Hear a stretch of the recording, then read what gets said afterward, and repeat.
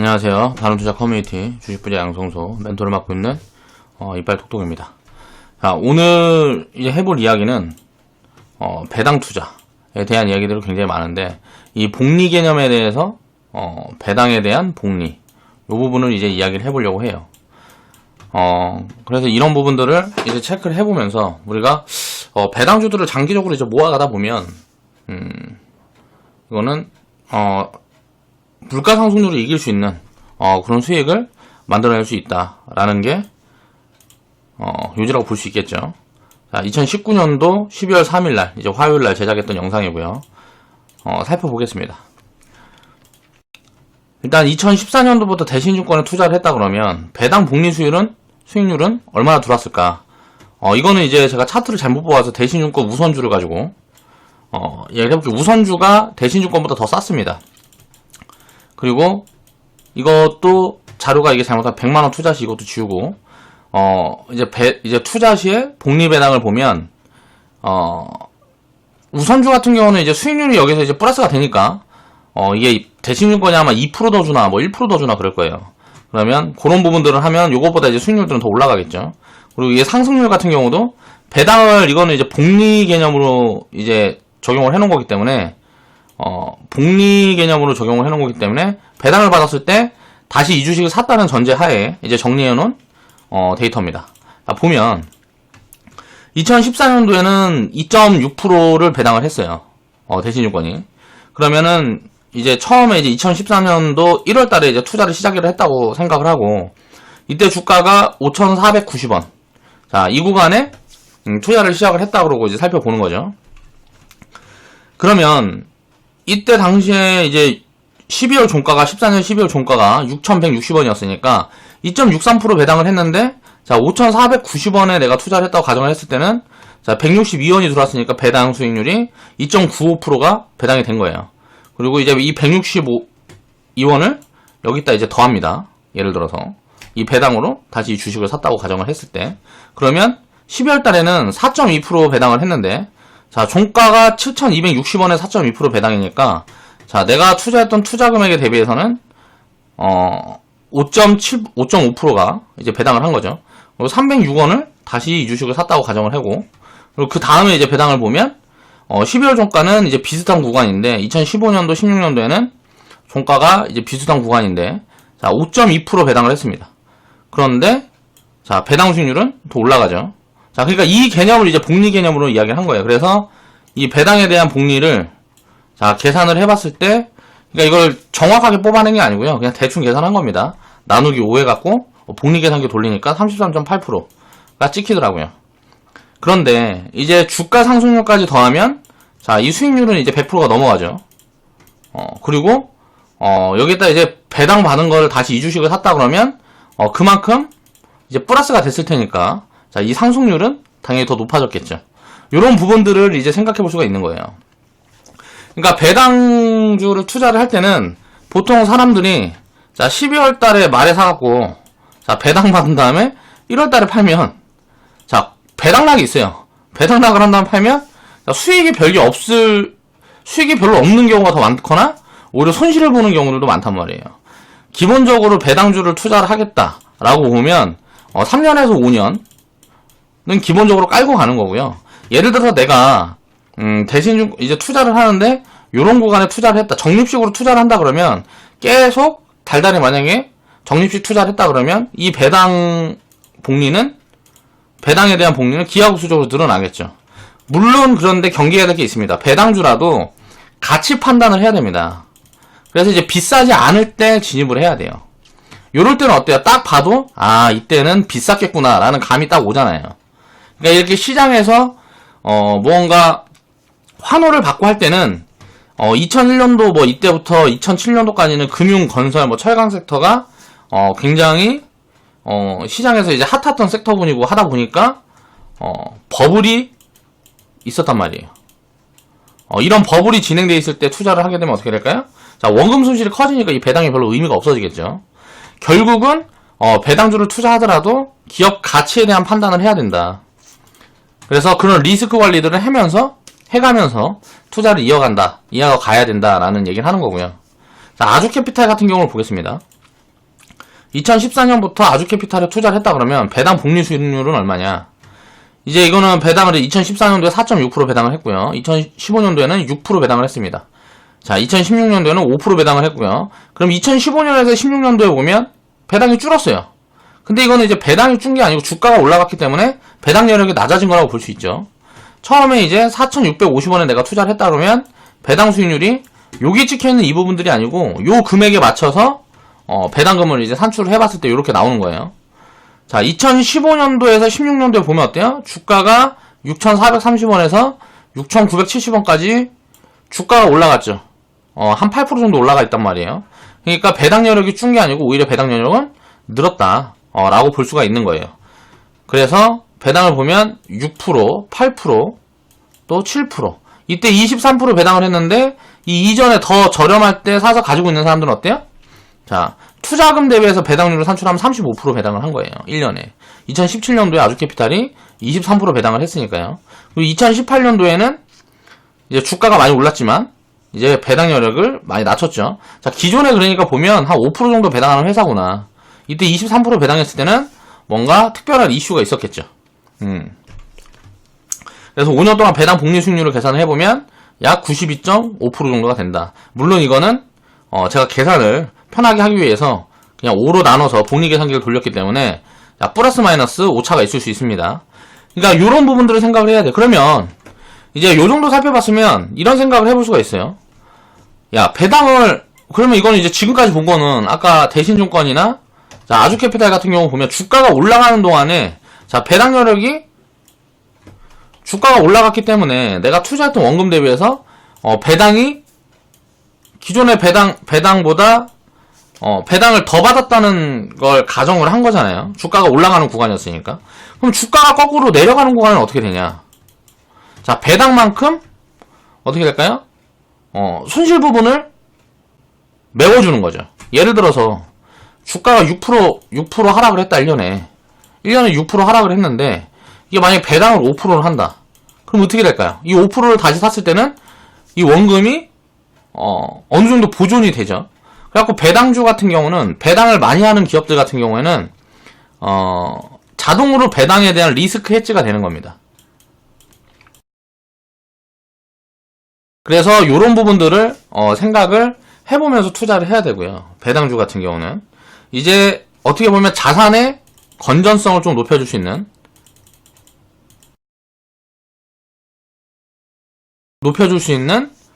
그런 섹터군을 찾아내야 되겠죠. 그럼 뭐가 있을까요? 그런 게 배당을 많이 해도 지금 배당을 많이 하는 기업들 중에 철강업종들이 있어요. 그리고 요즘 보니까 건설업종들도 배당을 많이 하는 회사들이 많이 있습니다. 근데 이런 회사들은 뭐예요? 업황을 심하게 타죠. 이 업황을 심하게 타기 때문에 업황이 안 좋을 때는 주가 변동성이 굉장히 크단 말이에요. 그러니까 이런 부분들은 이 업황 체크를 하면서 투자 판단을 해야 돼요. 그런데 이것보다 상대적으로 훨씬 안전한 섹터는 이제 금융섹터예요. 금융섹터는 이제 금리에 따라서 이제 시황을 좀 타는 이제 뭐 부분들이 있긴 있지만 훨씬 변동성이 작습니다. 업황에 대한 변동성이. 그래서 이런 부분들을 생각을 해보면 금융섹터가 훨씬 유리하다라고 생각을 해볼 수 있어요. 자, 배당에 대해서 생각을 해보면 우리나라가 2008년도에 금융위기가 있을 당시에 이때 은행들이 해외 자금에 많이 넘어갔어요. 근데 이게 보면 10년 동안 자, 해외 자금들이 들어와서 우리나라 이제 은행들의 대주주가 된 다음에 거의 다 대부분 보면 지금 보면 우리나라 은행이 거의 없죠. 거의 다 해외 자본이 더 많이 들고 있단 말이에요. 그러니까 우리나라 은행이라기보다 배당을 이렇게 많이 받아서 국부 유출이 오히려 되는 거죠. 이런 부분들이 많단 말이에요. 배당 여력이 많이 올라간 시점이 이런 시점이에요. 자, 부실은행들을 자, 싼 값에 걷어들인 다음에 자, 장사를 해가지고 배당을 늘려서 그 배당으로 원금 회수를 하고 기업을 매각하고 이런 경우들이 되게 많았단 말이에요.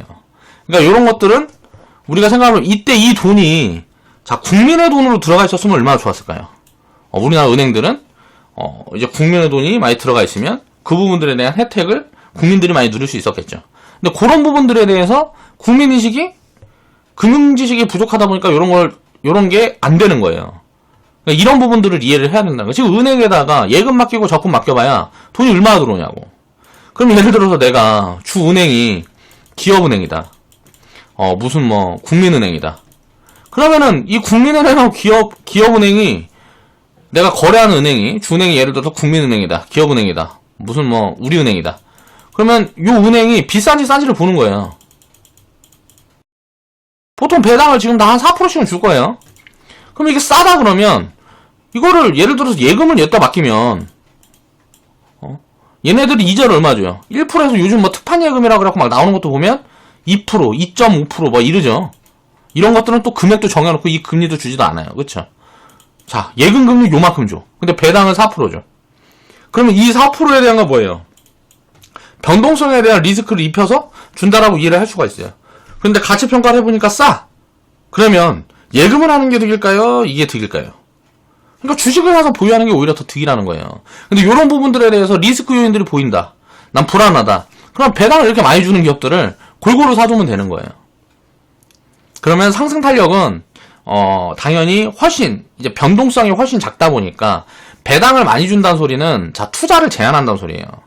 그러니까 배당을 많이 준다는 소리는 그만큼 투자를 덜 한다는 소리이기 때문에 안정적인 사업 구조를 갖고 있는 기업들인 경우들이 굉장히 많습니다. 이런 분들을 체크를 해서 계획을 세워서 투자를 한다 그러면 굉장히 좋은 성과를 만들어낼 수가 있다는 거죠. 2009년도에 워렌 버핏이 이런 소리를 합니다. 자, 철도회사. 자, 나는 이제 2008년도 금융위기를 겪은 이후고 뭐하고 하니까 자, 주가가 엄청난 저평가 구간까지 내려왔어요. 그러니까 나는 우리나라 미국은 앞으로도 무조건 잘 될 수밖에 없고 자, 물동량은 계속 늘어날 수밖에 없다. 그래서 철도회사를 인수를 하겠다. 라고 이야기를 하면서 이 회사의 지분을 20%를 갖고 있었는데 이거를 100%로 만든 다음에 강제로 상장 폐지를 시켜버립니다. 이때 이 투자한 요 부분들을 놓고 쉽게 말하면 유명 애널리스트라든가 여기저기 경제 전문가들이 엄청난 비판을 했어요. 철도회사가 지금 이렇게 안 좋은데 이걸 이렇게 샀다는 건 미친 짓거리다. 뭐 이런 식의 이야기들을 많이 했어요. 결국은 뭐예요? 결국은 지나고 보니까 워렌 버핏은 녹아나. 이때 당시에 300억 불인가 해갖고 회사가 워렌 버핏 회사가 갖고 있는 자산의 한 70% 정도를 담궜어요. 그래서 100% 인수를 해갖고 50%인가 70%인가를 담근 걸로 이해를 내가 본 것 같은데 그렇게 해서 큰 돈을 주고 이 회사를 인수를 해가지고 자 보니까 10년 동안 배당으로 300%를 뽑습니다. 자 2019년도까지 배당으로 자 요 원금을 회수를 합니다. 그리고 기업 가치가 지금 순현금만 409억 달러가 있다 그래요. 이 회사에. 그리고 이거를 만약에 다시 상장을 한다 그러면 기업 가치가 1200억 달러 정도 나온다 그래요. 그러면 이런 투자는 뭐예요? 어떻게 이런 게 가능할까요? 기업이 굉장히 싸다는 그 가치 판단의 기준이 있었기 때문에 이런 판단이 가능한 거잖아요. 그러니까 남들은 다 보니까 이게 이익이 계속 줄어들고 쪼그라들고 뭐하고 하니까 굉장히 부정적으로 봤는데 자, 워렌 버핏은 이거 예를 들어서 이런 생각이었을 거란 말이야. 자산 이거 다 더해보니까 예를 들어서 한 400억 달러 나와. 그런데 앞으로 이거 지금 보니까 사가지고 찢어 발겨도 400억 달러가 나온다. 근데 그거보다 예를 들어서 PBR이 0.8배 뭐 이렇게 된다고 치면 그러니까 우리나라가 지금 기준이 PBR 기준으로 보면 지금 0.8배, 0.9배 요 수준에 있단 말이에요. 지금 증시 위치가. 그러니까 평균적으로 이렇게 있다니까 엄청나게 싼 거라는 걸 알아야 된다는 거예요. 그렇게 된다 그러면 이걸 300억 달러에 산다 그러면 이거는 이제 공짜라는 생각을 할 수가 있잖아요. 자, 기업의 예를 들어서 자, 자산 규모가 무슨 뭐 PBR 1배가 PBR 1배라 그러면 자, 자산을 들고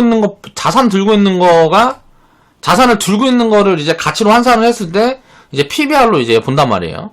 그러니까 현재 자산 가치를 놓고 볼 때 그걸 이제 PBR 지표로 보는데 이런 거를 보면 지금 뭐 0.8배 무슨 뭐 은행주들 같은 경우는 0.5배짜리도 엄청 많아요.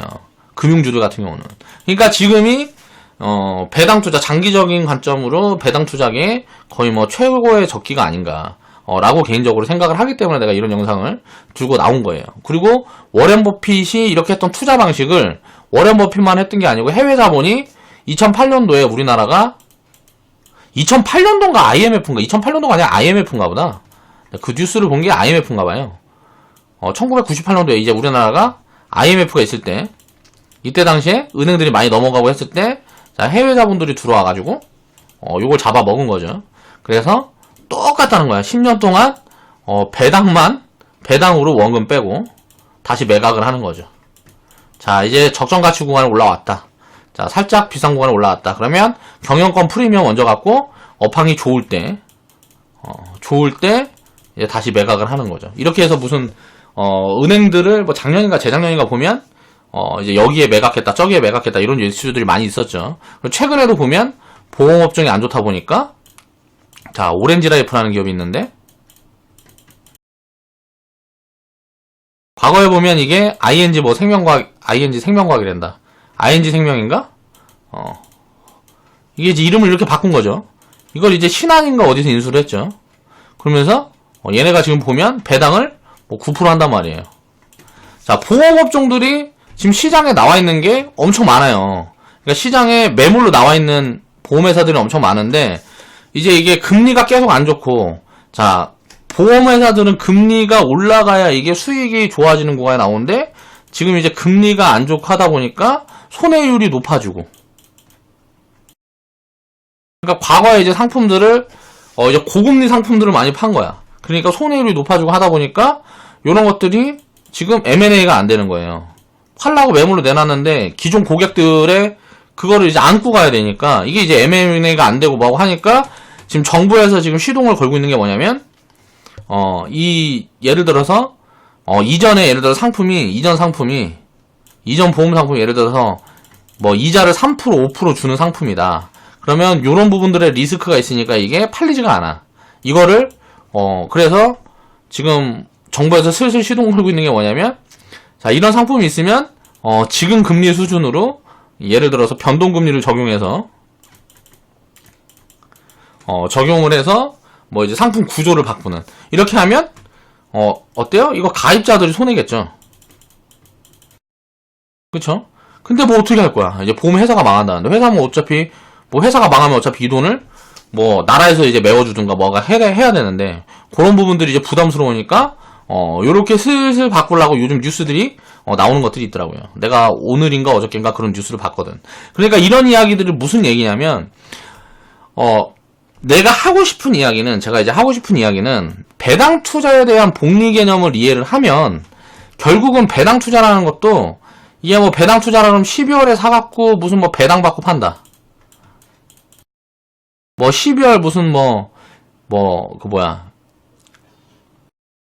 아무튼 배당 딱 주기 전에 사가지고 배당 받으면 배당락이 떨어져요. 그럼 예를 들어 배당을 4% 주면 배당락이 뭐 3% 떨어지면 다행인데 배당락이 이거 떨어지는데 예를 들어서 장이 좀 안 좋아갖고 더 흘러내려버리면 이건 단기적으로 이익을 내는 확률보다 자, 손해를 보는 확률이 훨씬 높단 말이에요. 이렇게 단기적으로 예를 들어서 배당 수익을 보겠다. 라고 그러면 어떻게 될까요? 거꾸로 배당 투자를 한다 그러면 1월 달에 사면 배당락이 다 떨어지고 주가도 오히려 빠지는 경우가 많아서 자, 1월 달에 사면은 오히려 이익이 커지는 경우가 많다. 배당주들도. 그러니까 이 반대의 개념으로 생각을 하고 장기 투자를 해야 된다는 거죠. 배당 투자도 장기 투자를 해야 이런 배당에 대한 복리를 내가 복리 효과를 누릴 수가 있다는 거예요. 고배당을 하는 업종을 찾아서 자, 회사 가치가 싼 기업들을 찾아서 한 기업에만 집어넣어 놓으면 무슨 손실률이라든가 이런 게 잘못 찍히게 되면 자, 몇 년 동안은 주가가 안 좋을 수도 있으니까 자, 골고루 편입을 해놓고 예를 들어서 내가 연배당을 한 4% 받고 싶어. 1년에 평균 4% 배당을 받고 싶어. 그러면 자, 4% 배당하는 회사를 뭐 20개, 50개 사놓는 거예요.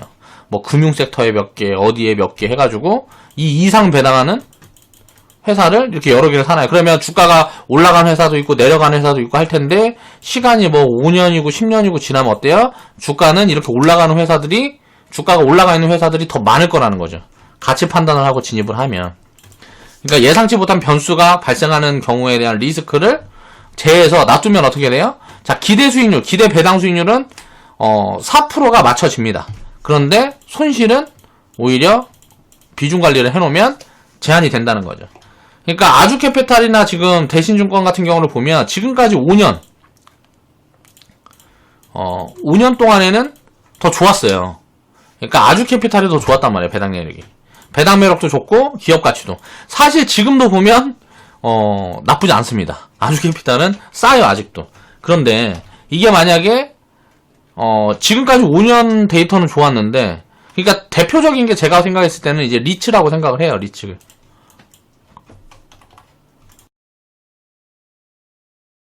리츠 같은 경우는 지금 싸지 않아요. 이게 가치 판단하기도 되게 어렵고, 예를 들어서 부동산 리츠 같은 것들이 많이 나오는데, 지금 글로벌 평균이랑 놓고 보면, 한국 리츠 상장한 기업들이 주가가 많이 올라가서 그런 것들도 있겠지만, 고평가예요. 그러니까 한국 시장은 전 세계에서 지금 가장 저평가되어 있는데, 리츠 관련 주식들은, 다른 나라보다 비싸다. 요런 부분들을, 생각을 하면서 이제 투자를 해야 된다는 거죠. 배당 투자라고 배당을 무조건 많이 주는 회사들만 좋은 게 아니라는 거예요. 무조건 싼 걸 찾아야 돼, 싼 걸. 그래, 배당이 더 작더라도, 저평가된 기업들을 찾아야 이제 주가도 올라가는 거고, 배당도 늘려주는 거고, 장기적인 관점으로 그렇다라는 부분들을 이해를 하면 될 것 같아요. 그러면 이제 배당주는 어떻게 투자하는 게 좋을까? 이런 부분들을 제가 좀 정리를 해봤는데, 가장 편안한 방법은 그냥 보유를 하는 겁니다. 그래서 배당만 높다고 좋은 종목이 아니고, 가격 매력이 일단 있어야 된다는 거죠. 쉽게 말하면 저평가돼 있어야 돼요. 그래서 배당주들을 보면 대부분 PBR이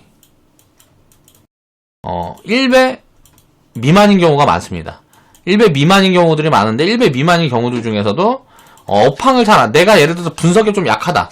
그러면 업황을 타지 않는, 그러니까 사이클 산업이 아닌, 예를 들어서 제조업이나 이런 것들은 자 빼고 보는 거고요. 예를 들어서 근데 내가 좀 그런데 강점이 있다. 업황을 체크를 하고 투자하는 강점이 있다 그러면 업황이 안 좋은 걸 추려서 좋아질 걸 찾으면 어떻게 돼요? 그럼 주가 상승도 굉장히 많이 나오기 때문에 예를 들어서 1만원에 5% 배당을 했는데 이게 만약 주가가 5만원까지 올라가고 이게 5% 배당을 하면 자 1만원에 산 사람은 자 이 배당에 곱하기 5를 해야 되니까 1년에 25%씩 배당을 받는 거예요. 계속 장기적으로 보유하게 된다 그러면 이런 개념들을 이해를 해야 된다는 거죠. 자 삼성전자 같은 게 예를 들어서 예전에 이게 뭐 1만원 할 때가 있었습니다. 자 1만원 할 때가 있었는데 지금 5만원이에요. 근데 1만원 할 때 배당을 2% 줬는데 이게 지금 5만원인데 배당을 3% 한단 말이에요. 그러면 이 배당은 이제 몇 프로가 되는 거예요? 자 만원에서 5%나 자 5만원에서 5%를 하면 1만원 기준으로 치면 어떻게 돼요? 자 곱하기 5를 해야 되잖아. 그러니까 1만원의 삼성전자를 지금 보유하고 있는 사람들은 지금 삼성전자로 25%씩 배당을 받는 거예요. 1년에 20%에서 25%씩 배당을 받는다는 거죠. 그러니까 이런 부분들을 이해를 하고 자 앞으로 성장을 할 수 있는 기업에 투자를 한다거나 배당만 쫓아다니는 게 아니고 이런 부분들을 체크를 하면서 분산을 해놓고 투자를 해야 된다는 거죠. 자 좋은 매수 타이밍을 잡고 싶다 그러면 확률상 12월 1월에 매수하는 게 유리하다. 자 12월 1월에 비중 확대 그리고 4월 8월에 비중 축소. 그럼 어떻게 하면 될까요? 내가 예를 들어 적립식 투자다.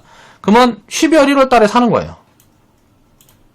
그리고 4월 8월 때는 어때요? 내가 저축을 계속 하고 있으니까 4월 8월 때는 현금 저축을 해요. 그래서 이거를 12월 1월 달에 사는 거죠. 예를 들어 한 달에 뭐 50만원 산다. 한 달에 10만원 산다. 그러면 10만원을 1월 2월 달에 이제 12월 예를 들어서 그러니까 10월부터 뭐 10월, 12월, 1월 요 구간에 이제 뭐 계속 저축을 하고 자 뭐 4월, 8월 달에는 보통 주가가 많이 올라가는 경우가 많습니다. 그러니까 1월부터 보통 이제 6월까지는 장이 좋은 경우들이 훨씬 많아요. 그렇기 때문에 요럴 때는 현금으로 저축을 해서 주가가 올라가 있을 때는 오히려 요 때는 이제 현금으로 저축을 해서 요럴 때 투입을 하는 게 유리하다. 이거는 여러 가지를 놓고 배당주들은 보면 배당락이라는 게 있기 때문에 11월, 1월이 가장 싼 경우가 많습니다. 트레이딩을 섞어주면 수익률은 끌어올릴 수 있겠지만 가치 판단을 필수적으로 해야 된다. 그래서 매매를 섞어주다기보다 그러면 이렇게 생각하는 사람도 있겠죠. 이때 사서 이때 팔어. 그쵸? 이건 이제 계절주 개념인데 물론 단기적인 성과는 이런 부분들이 훨씬 좋을 수 있겠죠. 그렇지만 이걸 좀 장기적인 관점으로 보면 복리 효과가 좀 상쇄되는 부분들이 있을 수 있기 때문에, 또 이게 100%라는 게 아니기 때문에 항상 100%라는 거 없어요. 그러니까 4월달, 8월달에 예를 들어서 이게 악재가 있어서 폭락을 해버렸다. 그럼 오히려 더 좋은 기회가 나올 수 있으니까 절대적이라는 거라는 건 항상 없기 때문에 그런 부분들에 대해서 대비를 해야 되기 때문에 끌고 가는 포지션들이 항상 필요하다. 자, 보면 자, 이때가 12월 1월입니다. 자, 12월 1월. 자, 12월 1월. 자, 12월 1월. 12월 1월. 12월 1월. 자, 놓고 보면 어때요? 자, 확률적으로 이때가 보면 다 저점이죠. 12월 1월이 저점, 이때는 좀 아닌데, 이때는, 배당을 굉장히 많이 주고 하면서 수급이 좀 몰려든 것 같아요. 나머지 구간 때는 보면 평균적으로, 요때가, 싸구나. 라는 게 보여지죠. 주가가 하락하는 경우에는 더 그럴 거고요. 자, 대신일권도 보면, 자, 12월 1월, 12월 1월. 지금 동그라미 치고 있는 데가 12월 1월 달입니다. 12월 1월, 12월 1월. 여기서도, 여기는 좀 아니야. 그럼 뭐예요? 2017년도에 장 좋을 때. 장이 안 좋을 때는 항상 12월 1월이 보면 거의 저점 구간이다. 장이 좋을 때는 어때요? 주가가 많이 올라가 있으니까 이때는, 자, 가치를 판단을 해보면 싸지 않은 경우들이 많아요. 그럼 싸지 않으면 어때? 자, 이제 비중을 줄여볼 수도 있겠죠. 요런 부분들을 항상 생각을 하면서 장이 안 좋을 때 12월달, 1월달마다 자, 배당주들을 확대해갖고 이제 배당을 주는 이제 안정적인 기업들의 비중을 확대를 하면 자, 기대 수익률을 좀 높일 수 있는 확률이 높다. 여기도 여기는 2017년도에 올라갔다 밀렸구나. 이때 2017년도에는 20 몇 프로, 여기 어디야? 23% 배당한다 그러면서, 자, 초부터 많이 올랐다가, 자, 그거 다 작살 내놓고 배당할 때는 주가가 엄청 낮았었죠. 10,000원까지 찍어 올렸다가, 오히려 배당할 때는, 주가가 굉장히 좀 낮은 구간에 있었다. 그러니까 이 배당을 보면은, 야, 배당 20% 한대 그러면서 이제 그 돈이 들어왔다가, 오히려 배당 받을 때 딱 보니까 주가가 막 마이너스 30% 빠져있고, 뭐, 요런 구간들이 만들어졌다는 거예요. 그러니까 단기적인 관점으로 요런 걸 따라다니면 어떻게 돼요? 요런 걸 따라다니면, 단기적으로 손해볼 가능성이 굉장히 높다. 배당 투자도 장기적인 관점으로 봐야 된다. 자, 오늘 영상은 여기서 마무리하겠습니다. 그래서 배당 투자라는 거는 주식 투자를 하다 보면, 사실 저절로 되는 거예요. 저절로 내가 자산이 커지면 커질수록 거기에 대한 복리 개념이 입혀진다. 요거를 조금 더 세분화해서 보기 위해서, 자, 5,490원에 예를 들어서 이때 100만원을 사놨으면, 자, 주가는 예를 들어 169만원보다 플러스 알파가 있었겠죠. 자, 배당을 받는 대로 다시 재투자를 했다고 치면, 재투자. 그러면, 자, 169만원 플러스 알파가 됐겠죠. 그리고 배당은 배당대로 요렇게 쌓였다. 그럼 어떻게 돼요? 자, 이 33%를 여기다 재투자를 하게 되면, 자, 200만원이 넘어갔겠죠. 이거를 이 한 종목을 사라고, 이렇게 투자를 하라고 이야기를 하는 게 아니고, 골고루 펴서 투자를 하다 보면 이런 복리가 계속 쌓여갈 수밖에 없다라는 구조를, 이해를 하자라는 관점으로 이렇게 정리를 한번 해봤습니다. 그래서 주식 투자 자체가 복리 개념이 입혀지는 이유는, 자, 배당에 대한 것들도 있지만, 우리가 지수를 살펴보면, 지수는 배당을 다 주면 어때요? 우리나라가 예를 들어 2.2%, 배당 성향이 2.5%다, 지금. 전체 주식, 이제 전체 상장 주식 총 합해가지고, 거기서 배당 규모를 산출해봤더니, 이게 배당, 이게 2.5%다. 그러면 지수가, 예를 들어 1000포인트에서, 이게 2000포인트 왔다. 그럼 이게 100% 상승을 한 게 아니고, 이 1년에 2.5%씩이 계속 빠져나간 거예요. 그리고 남은 게 요렇게 됐다는 거죠. 요런 부분들을 생각을 해봐야 돼요. 그러니까 요런 게 여기 입혀지면 이거보다 훨씬 지수는 많이 가 있는 거라는 거죠. 그래서 10년, 20년, 30년 놓고 지수만 놓고 5배 올랐네, 6배 올랐네 이렇게 생각을 하면 이거는 큰 오류가 발생을 한다. 요런 부분들을 생각을 하고, 우리나라도 지금은 이제 배당 성향이 2.5%지만 이 배당 성향이 앞으로는, 자, 기업 구조, 이제 지배 구조도, 막 개편하는 흐름들이 보이고, 또 요즘 보면은, 뭐라 그래야 돼?